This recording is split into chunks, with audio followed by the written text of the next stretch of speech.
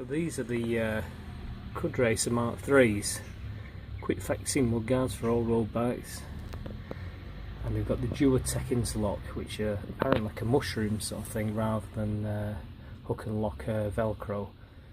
It's all brake systems and it fits up to 35mm, and here's all the instructions there, which are dead straightforward. You can see I've used the bits and bobs to put the bodies on, and that's them.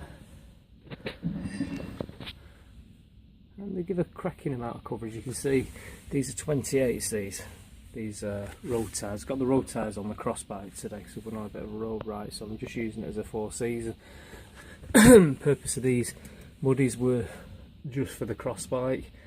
I've got some SKS from the road back if I ever want to take that, but I'm going to be leaving that this season, I think, in winter.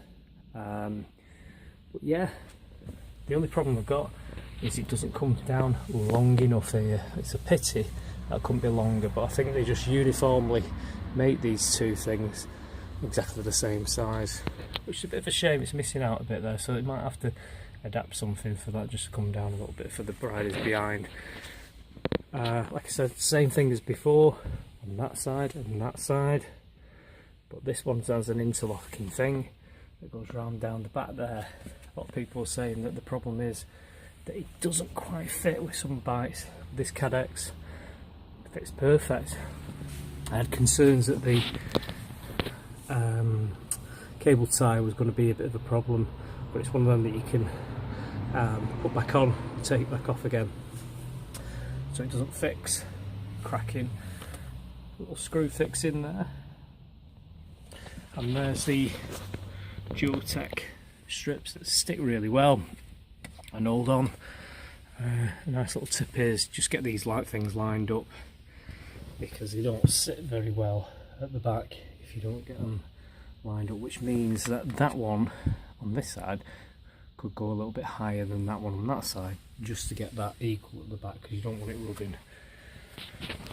They've both got these brush things that they had on the MK2s, which were advised to put it there, so we'll see how things go with that. I mean, I can hear a bit of a noise already from it.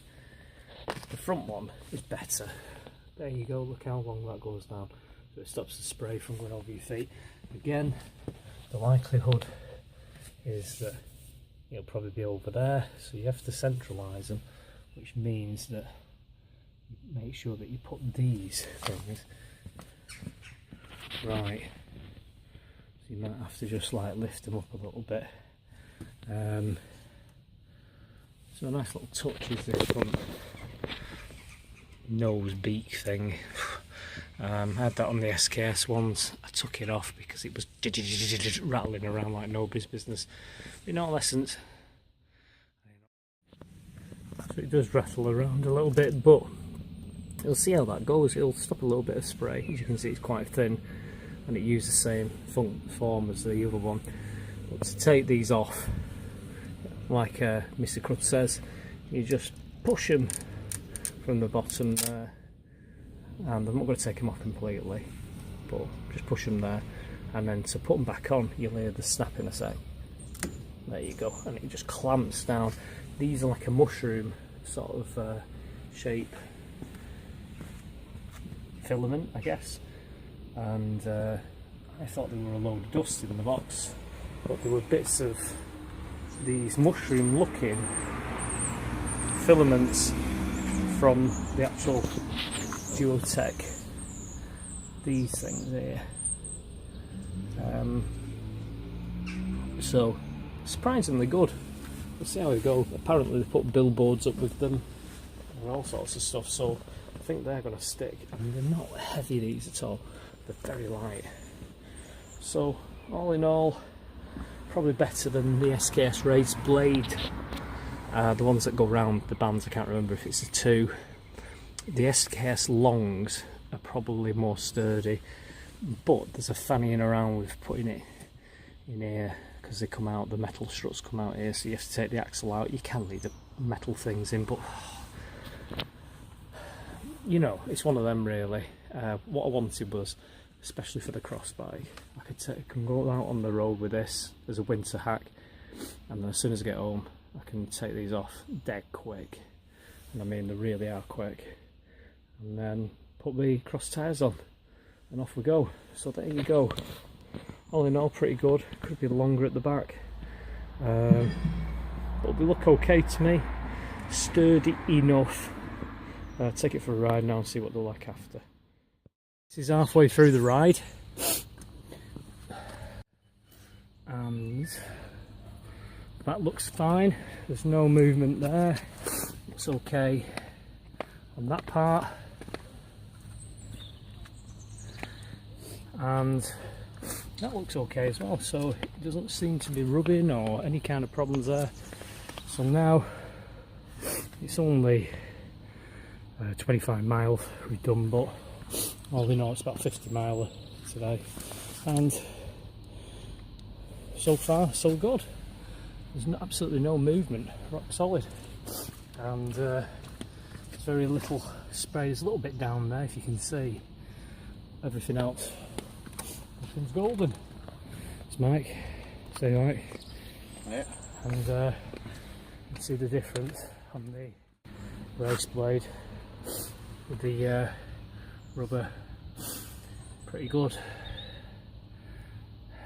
So yeah, like you say, and then very little, there's droplets, but little else. Cool. Yep, just finished. So there you go. As you can see, they've not moved at all, the Mudguards, and they've done extremely well. Quite a dirty ride, lots of mud on the roads. There's a couple of splashes here and there, but wow, the difference, and the spot on. So we've done just close to 50 miles, so about 2,500 feet of climbing, total ascent, and yeah, I'm not flashing away. In fact, let's move that around so you can see a little bit more.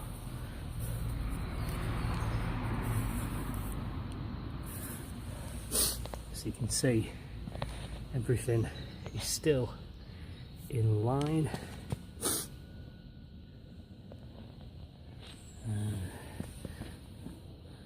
It's a bit dirty, but to be fair, it would be dirty. Me overshoes are a bit on the dirty side, but not massively dirty. Yep, overall I'm impressed. Like I say, I don't think he gives much coverage at the back, and I think my friend was getting a bit dirty and a bit wet at a couple of points, but overall, yeah, overall they're cracking. Happy days.